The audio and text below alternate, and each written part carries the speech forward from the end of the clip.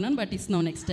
Yeah, ఇక్కడికి వచ్చేసినటువంటి అందరూ పెద్దలకి అలాగే మీడియా పర్సన్స్కి అందరికీ కూడా చాలా చాలా థ్యాంక్ యూ మీట్ చేసుకుంటున్నాము.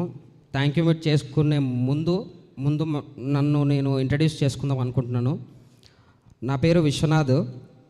నేను ఒక సాధారణమైన ఒక మేస్త్రి కొడుకుని. నేను అంటే ఫస్ట్ ఆఫ్ ఆల్ మా నాన్నగారికి థ్యాంక్ యూ చెప్పాలి. ఎందుకు అని అంటే ఒక బిలో మిడిల్ క్లాస్ ఫ్యామిలీ నుంచి వచ్చినప్పుడు ఇంట్లో 2 ఆడపిల్లలు ఉన్నప్పుడు వాళ్ళకి పెళ్ళిళ్ళు చేయాలి, చాలా ఇబ్బందులు అవన్నీ ఉంటాయి. కానీ ఒక కొడుకు కూడా ఉన్నప్పుడు నా కొడుకున్నాడులే అనే ధైర్యం ఉంటుంది. కానీ నేను ఆ విషయంలో నేను ఫెయిల్ అయిపోయాను నాన్న.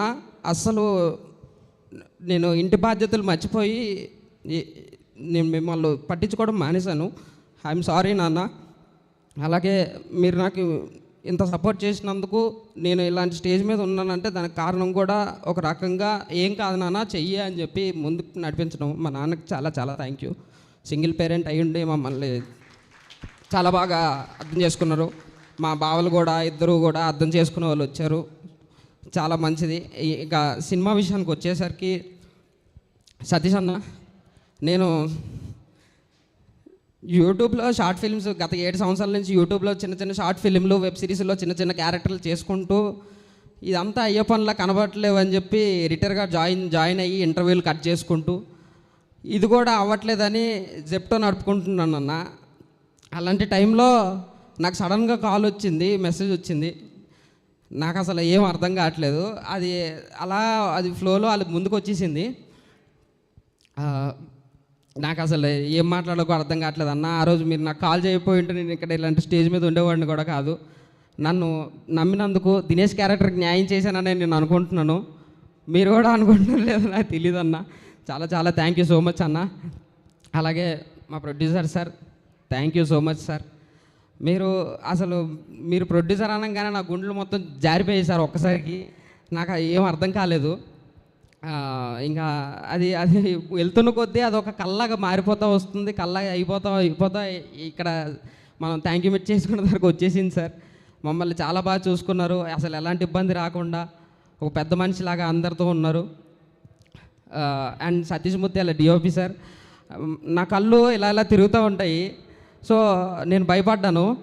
కానీ సార్ వచ్చేసి నువ్వు నీ యాక్టింగ్ మీద ఫోకస్ చేయని చెప్పి నాకు ధైర్యం చెప్పారు. Thank you so much sir Satish ముత్యాల సార్. Thank you. మీరు ఆ ధైర్యాన్ని ఇచ్చారు. Thank you so much sir. అలాగే మా డైరెక్షన్ టీం అందరూ కూడా, అండ్ కాస్ట్యూమ్ నందనక్క, ఇలా అందరూ కెమెరా డిపార్ట్మెంట్ ప్రతి ఒక్కరు కూడా అందరం ఎఫర్ట్స్ పెట్టి ఒక మంచి సినిమా, తెలుగు సినిమాని అయితే మేము ముందుకైతే తీసుకొని వచ్చాము. అలాగే తెలుగు ప్రేక్షకులు అందరూ కూడా మంచిగా ఆదరించారు. ఇంకొకటి, ఈ రివ్యూవర్స్ మీ అందరికీ అంటే నాకు ఇలాంటి అవకాశం మళ్ళీ వస్తుందని నేను అనుకోవట్లేదు. ఒకటే మాట చెప్పాలనుకుంటున్నాను, మీరు రివ్యూస్ రాయండి, తప్పు లేదు. కానీ సినిమా అది పెద్ద సినిమా అయినా చిన్న సినిమా అయినా ఒక 3 రోజులు టైం తీసుకొని రాస్తే మీకు ఏమీ ఇదవ్వదు. కొద్దిగా చూసి, ఎందుకంటే ఇప్పుడు చాలా కొత్త డైరెక్టర్లు వస్తారు, కొత్త ఆర్టిస్టులు వస్తారు. మాలాగా ఎంతోమంది జీవితాలు ముడిపడి ఉంటుంది. మీకు యూట్యూబ్లో వ్యూస్ వస్తాయి కరెక్టే, మీకు ముందు రోజు ఫస్ట్ డే పెట్టినా అన్ని వ్యూస్ వస్తాయి, 3 రోజుల తర్వాత పెట్టినా అదే వ్యూస్ వస్తాయి. కానీ ఇక్కడ మా జీవితాలు సార్ ఇవి. మీ అందరికీ దయచేసి ఒక 3 రోజుల తర్వాత రివ్యూలు రాస్తే జనాలు ముందు దాన్ని ఎలా తీసుకుంటున్నారని చూసి మీరు రివ్యూలు చేస్తే చాలా చాలా చాలా మంచిది. మీరు అలా కాదు అడ్డంగా నిలబడిపోతాం, గోడ కట్టేస్తాం అనేసి అంటే ఆ గోడను బద్దలు కొడతారు సార్ ఇలాగ ఆడియన్స్. ఇప్పుడు మా ఆడియన్సే తెలుగు ప్రేక్షకులు మమ్మల్ని థ్యాంక్ యూ మీట్ పెట్టుకుని ఇలా చేశారు. సో చాలా మీరు బతకాలి, మేము బతకాలి.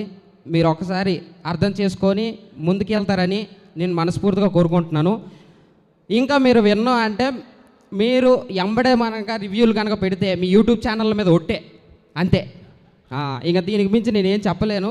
ఇవన్నీ మా కొత్త జీవితాలు. Thank you so much. Thank you bro, thank you so much and congratulations once again.